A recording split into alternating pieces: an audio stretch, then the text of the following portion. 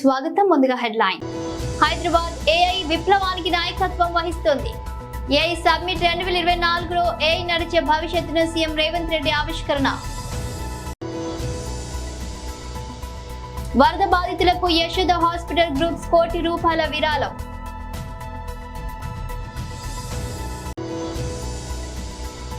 %60 మంది రైతులకు రుణమాఫీ జరగలేదు.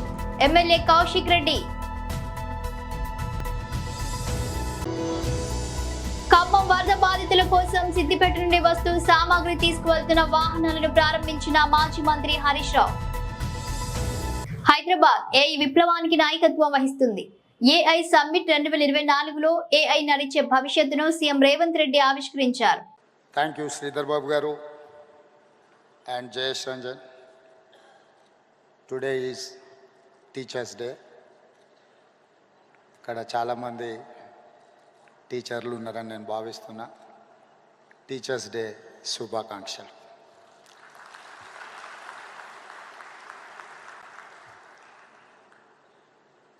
Honored guests, esteemed colleagues, and AI experts. Nothing will change society and lives as technology and innovation.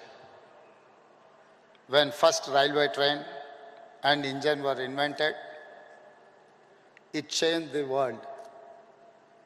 The first aeroplane changed the world forever.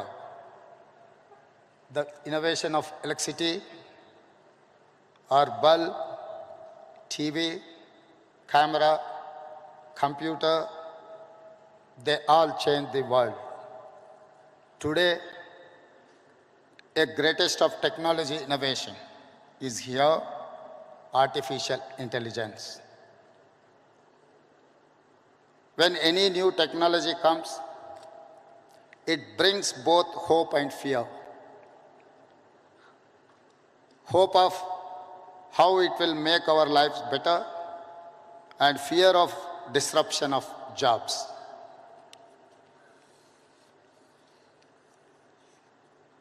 If we think of India's future, no city is as perfectly ready for a revolution as Hyderabad.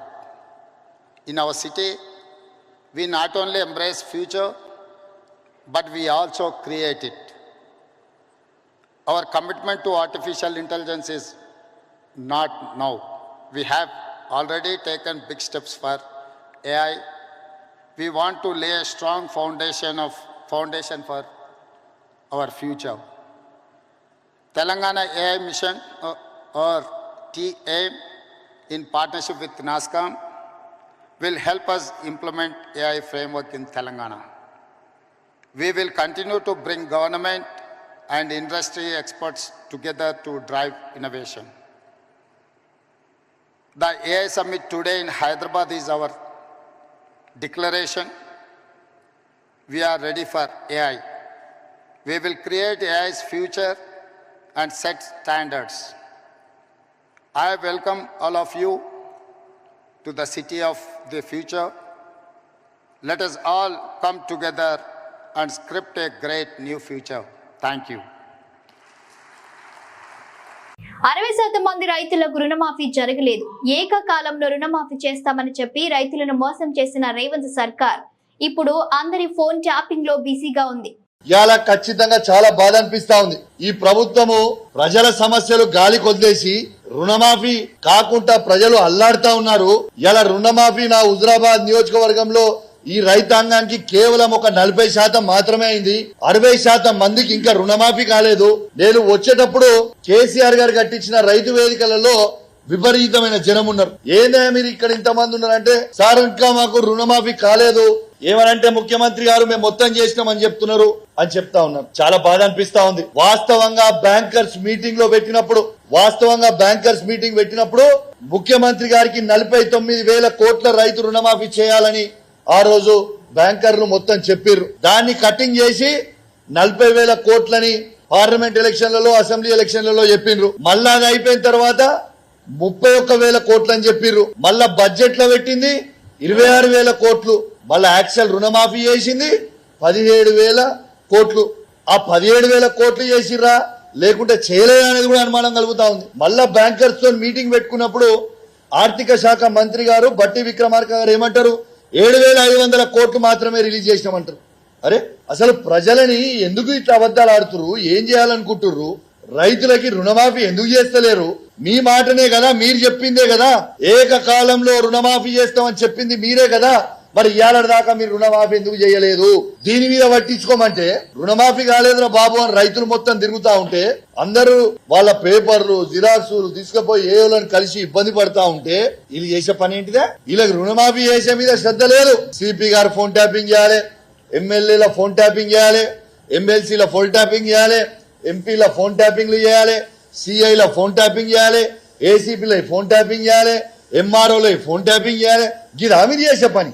స్వయంగా మీ శాసనసభ్యుడే చెప్తుంటే ఒక మంత్రి గారి ఇంట్లో కూర్చొని ఇంట్లో నిలుసోని మీరు చెప్పుతుంటే ప్రజలకి మీరు ఏం మెసేజ్ పంపుతున్నారు? మీరు ఇద్దరు పోయి ముఖ్యమంత్రి గారిని కలుస్తారని చెప్పి నిన్న శాసనసభ్యులు ఏమని చెప్తారు? మేము ట్యాపింగ్ చేసినాం ఫోన్ అని చెప్తారా? ఏం చెప్తారు?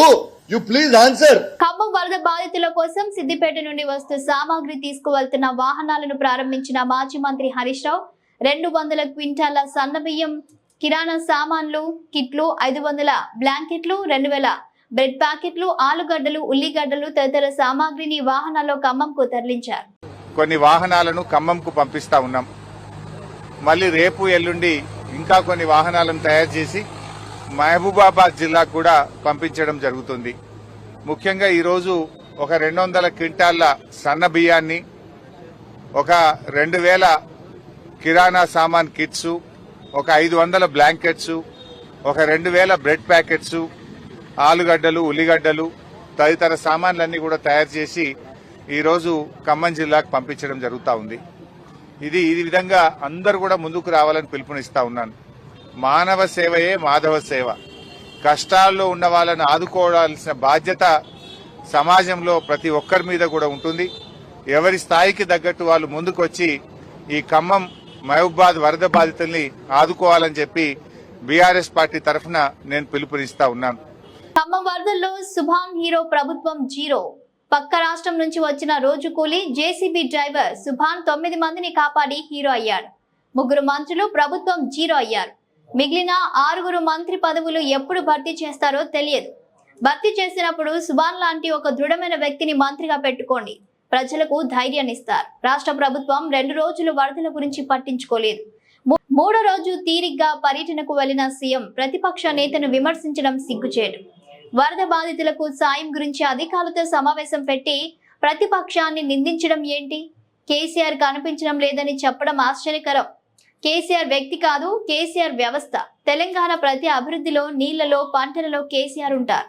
ఖమ్మంలో క్షేత్రస్థాయిలో పార్టీ శ్రేణులు, నేతలు ప్రజలకు సాయం చేయడంలో ముందున్నారు. అది మానవీయ కోణంలో చేస్తున్న పని. వరద బాధితులకు అండగా పార్టీ శ్రేణులు పనిచేస్తున్నాయి. ప్రభుత్వాలు మానవీయ దృక్పథంతో పనిచేయాలి. దురదృష్టవశాత్తు ఈ ప్రభుత్వానికి ఆ కోణం లేదు. వరదల గురించి వాతావరణ శాఖ సూచనలను ప్రభుత్వం పట్టించుకోలేదు. రైతులు పొలాలకు మందు కొట్టే విషయంలో కూడా ముందు చూపుతో వ్యవహరిస్తారు. వరద బాధితులు ఆహాకారాలు చేస్తుంటే మంత్రులు, సీఎం తలో రకంగా మాట్లాడుతున్నారు. 3 మంత్రులు విఫలమయ్యారని ప్రజలే చెబుతున్నారు. ప్రజలు మీకు నవరంధ్రాలలో ఏం పోస్తున్నారో సీఎం గమనించారు. అయినప్పుడు అధికారులు వెంబడి ఉంటారు, సమీక్షిస్తారు. సమీక్ష సమావేశాలు పెట్టుకున్నారు, బాగుంది. దిశానిర్దేశం చేసి ఏం చేయాలి, ఏం జరుగుతుంది, ఏం సాయం అందించాలి దాని మీద మాట్లాడతారా? అధికారులను పక్కన పెట్టుకొని సమీక్షా సమావేశం నిర్వహించుకుంటా వరదల కోసం పోయి, వరద సాయం చేయడానికి పోయి, ప్రజలకు సాంత్వన పలకడానికి పోయి, ప్రజలకు మనోధైర్యం ఇవ్వడానికి పోయి, సాయం చేయడానికి పోయి, అధికారుల ముందల విపక్ష పార్టీ నేతను గతంలో అధికారం చేసినటువంటి ప్రభుత్వాన్ని, కేసీఆర్ గారిని, గత ప్రభుత్వాన్ని నిందలు వేసి తిట్టుకుంటూ కూర్చుంటారు. ఏంది మీ సంస్కారం? ఇంత దౌర్భాగ్య పరిస్థితి నాకు అర్థం కాదు. ఎంత దుష్ట సాంప్రదాయం ఇది. నీ రాజకీయాలు ఉంటే, నీ విమర్శలు ఉంటే, ఈ సహాయక చర్యలు పూర్తయినాక చివరిలో ఒక సమీక్ష పెట్టుకొని మీరు ఏం గొప్ప చేసినారు, గతంలో ఏం పొరపాట్లు జరిగినాయి, వాళ్ళు జరిగితే అది ఎత్తి చూపి ప్రజల్ని కన్విన్స్ చేయాలి.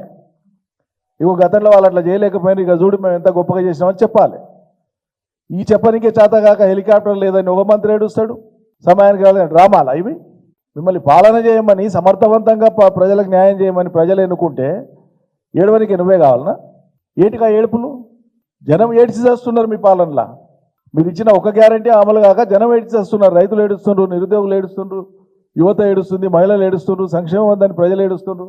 ఆఖరికి వరద బాధితులందరూ కూడా ఏడుపులు హాహాకారాలతో పాటు వరద బాధిత ప్రాంతాల్లో ప్రజల యొక్క ఆవేదనను వింటే, అది చూస్తే, వాళ్ళు వాడే భాష చూస్తే మీరు సమర్థించమది, కానీ వాళ్ళ ఆక్రందనలోకి వచ్చేటువంటి ఆ భాష అదంతా చూస్తేనంటే ఆ జిల్లాలో ఉండేటువంటి 3 మంత్రులు ఘోరంగా విఫలమైందని చెప్పి ప్రజలు మాట్లాడుకుంటున్నారు. నేననే మాట కాదు ఇది, ఆ జిల్లాకు సంబంధించినటువంటి ప్రజలు అంటున్నారు. ముఖ్యమంత్రి గారు చాలా గొప్పగా చెప్తున్నారు, తిట్టినా చేసినా ప్రజలు మా వాళ్ళే, మాకే ఓట్లేసి మా ప్రభుత్వాన్ని గెలిపించినారు. కానీ వాళ్ళు ఏం తిడుతున్నారో, నవరంధ్రాలలో ఏమేం పోస్తున్నారో ఒకసారి చూసుకోండి ముఖ్యమంత్రి గారు, మీరు మీ మంత్రులు. వాళ్ళు వాడే భాష ఏంది, వాళ్ళ ఆక్రందన ఏంది, వాళ్ళ మనోభావాలు ఏంది. ఖమ్మం జిల్లా ప్రజలు వరద బాధిత బారిన పడేటువంటి ప్రజల యొక్క ఆర్తనాదాలు వినండి, ఒకసారి అర్థమవుతుంది. మీకు ముందు చూపు లేదు, ప్రజల్ని కాపాడాలనేటువంటి ఒక మానసిక దృఢచిత్తం లేదు. ముందు చూపు ఉంటే ముందు పోయి ఉరుకులాడుకుంటూ పోయి తర్వాత ప్రధానమంత్రి రమ్మని అడుగుతారు ఎవరైనా. పరిస్థితిని చూసి బేరీజు వేసి ఈ నష్టం ఉంది మీరు రాండి అని విన్నవిస్తారు. ఈయన ఈ నుంచి కదలకుండానే ప్రధానమంత్రి గారు రావాలని కోరుతారు. ఇదేం విచిత్రం నాకు అర్థం కాదు. సరే, ఆయన వస్తారా రారా, ఆయన కోరితే అది వేరే సంగతి, సాయం చేస్తారా లేదా వేరే సంగతి, అది ఇంకో సబ్జెక్టు. వీళ్ళ వైఖరి ఎట్లా ఉందని చెప్పడానికి. ప్రభుత్వం నుంచి ఏ కలయిక లేదు, ఆహాకారాలు పెట్టినా, ఆర్తనాదాలు చేసినా, గగ్గోలు పెట్టినా, ఏడ్చినా ఎవడు కాపాడే రాలేడని చెప్పి ప్రజలు స్థైర్యం కోల్పోతున్నటువంటి తరుణంలో పాపం పరాయి రాష్ట్రం నుంచి బతుకు తెరువుకు వచ్చినటువంటి జేసీబీ ఆపరేటర్ సుభాన్, ఎక్కడి నుంచో తెలంగాణలో బతకనికి వచ్చినటువంటి ఒక రోజువారీ కూలి ధైర్యం చేసి, పోతే నేను ఒకటి పోతా, వస్తే 10 మందితో తిరిగి వస్తామని ధైర్యం చేసి నిజమైనటువంటి హీరోగా నిలబడ్డాడు. 3 మంత్రులు జీరోలైనారు. ఇది నేను చెప్పే మాట కాదు, ఖమ్మం జిల్లా ప్రజలు చెప్తున్నారు. సిగ్గుపడాలి. మేము ఆరోపించడం కాదు కదా, ప్రజలంటున్న మాట మేము గుర్తు చేస్తున్నాం. ఇలా సుభాన్ హీరో అయిండు, ప్రజలు జేజేలు పలుకుతున్నారు. ఈ 3 మంత్రులు విఫలమైనారు. ఇక వాళ్ళు ప్రజలు వాడిన భాష నేను మళ్ళీ ఉచ్చరించలేను, సంస్కారం కాదు, అది పద్ధతి కాదు. ఆ 3 వల్ల ఏం కాదు, కనీసం సుభాన్ లాంటి వాడిని, ఇంకా మీ మంత్రివర్గం పూర్తి కాలేదు కదా, ఇంకో 5-6 మందిని చేర్చుకునేది ఉంది కదా మంత్రివర్గంలో. ఇప్పట్లో మీకు సాధ్యమవుతుందో కాదో తెలియదు. ఎప్పుడు చేర్చుకున్నా సుభాన్ లాంటి ఒక సామాన్యుని పెట్టుకోండి, కనీసం ధైర్య సాహసాలతో ప్రజల్ని కాపాడేటువంటి ఒకడు ఉంటాడు మంత్రివర్గంలో.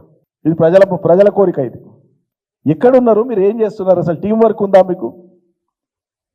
ఈ విషయమే కాదు, ఏ విషయంలోనైనా టీం వర్క్ ఉందా? మంత్రిమండలి ఏం నిర్ణయాలు చేస్తుంది, అమలు ఎట్లా, వాళ్ళ మనోభావాలు ఏంది?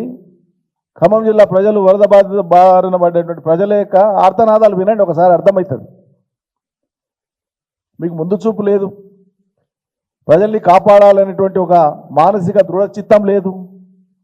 ముందు చూపు ఉంటే ముందు పోయి ఉరుకులాడుకుంటూ పోయి తర్వాత ప్రధానమంత్రి రమ్మని అడుగుతారు ఎవరైనా. పరిస్థితిని చూసి బేరీజు వేసి ఈ నష్టం ఉంది మీరు రాండి అని విన్నవిస్తారు.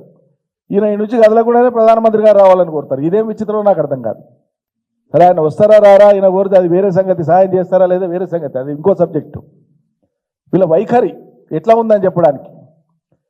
ప్రభుత్వం నుంచి ఏ కలయిక లేదు, ఆహాకారాలు పెట్టినా, ఆర్తనాదాలు చేసినా, గగ్గోలు పెట్టినా, ఏడ్చినా ఎవడు కాపాడే రాలేడని చెప్పి ప్రజలు స్థైర్యం కోల్పోతున్నటువంటి తరుణంలో పాపం పరాయి రాష్ట్రం నుంచి బతుకు తెరువుకు వచ్చినటువంటి జేసీబీ ఆపరేటర్ సుభాన్, ఎక్కడి నుంచో తెలంగాణలో బతకనికి వచ్చినటువంటి ఒక రోజువారీ కూలి ధైర్యం చేసి, పోతే నేను ఒకటి పోతా, వస్తే 10 మందితో తిరిగి వస్తామని ధైర్యం చేసి నిజమైనటువంటి హీరోగా నిలబడ్డాడు. 3 మంత్రులు జీరోలైనారు.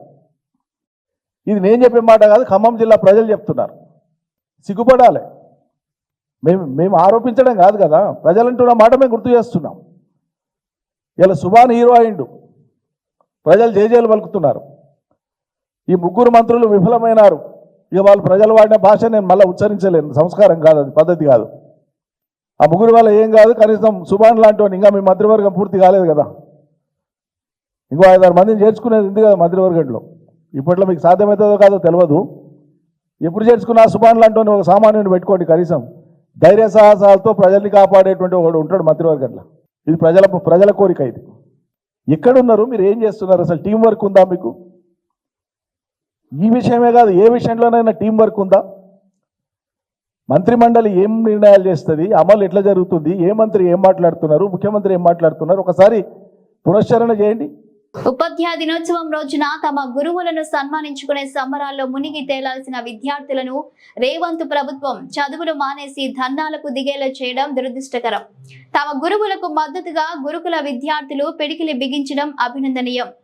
ఐఐటి, ఎన్ఐటి, నీట్ వంటి జాతీయ స్థాయి పరీక్షల్లో విద్యార్థులు ర్యాంకులు సాధించేలా వెన్నంటి నిలిచిన గురుకుల సెంటర్ ఆఫ్ ఎక్సలెన్స్ ఉపాధ్యాయులను నిర్దాక్షిణ్యంగా తొలగించడం దుర్మార్గమైన చర్య. విద్యా సంవత్సరం మధ్యలో 6,200 మంది గురుకుల ఉపాధ్యాయులను తొలగించిన మీ నిర్ణయం వల్ల ఈ రోజు వేల మంది విద్యార్థులు ఆందోళన చెందుతున్నారు.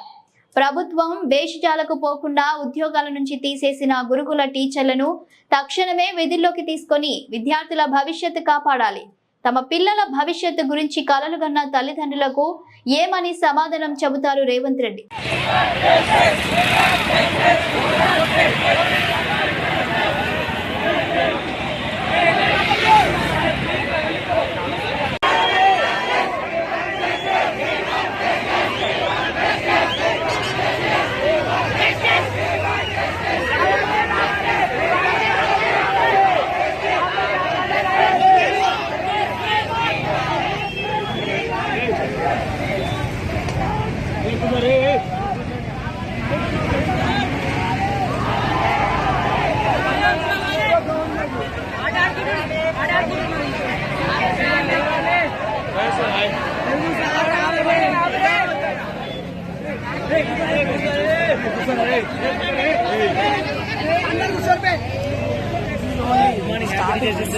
వెస్టిండీస్ తో రెండో టెస్ట్ సిరీస్ తో 90 రోజుల విరామం తర్వాత భారత జట్టు తిరిగి యాక్షన్ లోకి దిగబోతుంది.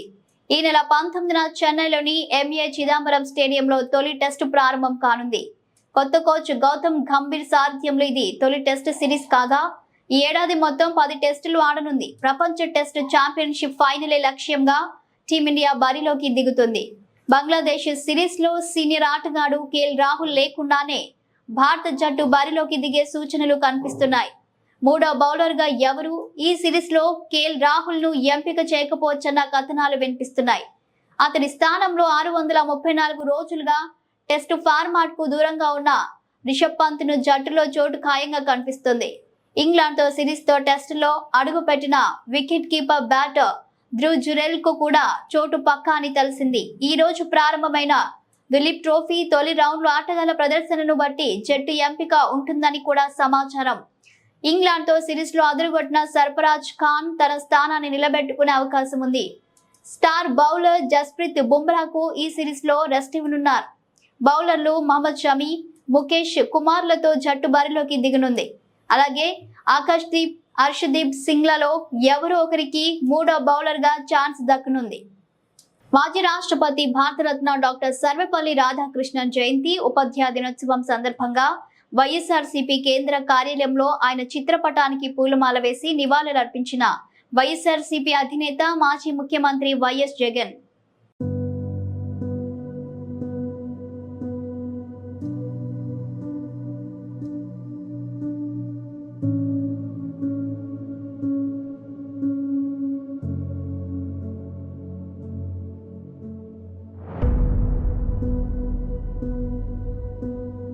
వరద బాధితులకు యశోద హాస్పిటల్ గ్రూప్స్ ₹1 కోటి విరాళం.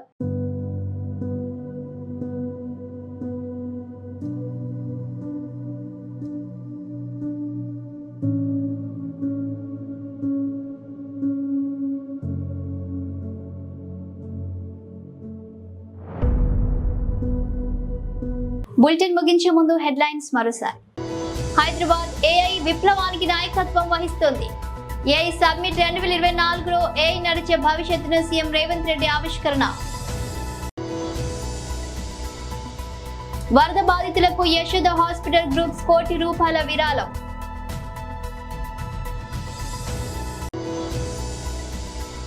%60 మంది రైతులకు రుణమాఫీ జరగలేదు. ఎమ్మెల్యే కౌశిక్ రెడ్డి. ఖమ్మం వరద బాధితుల కోసం సిద్దిపేట నుండి వస్తు సామాగ్రి తీసుకువెళ్తున్న వాహనాలను ప్రారంభించిన మాజీ మంత్రి హరీష్ రావు. ఇవి బులెటిన్ అప్డేట్స్. Keep watching.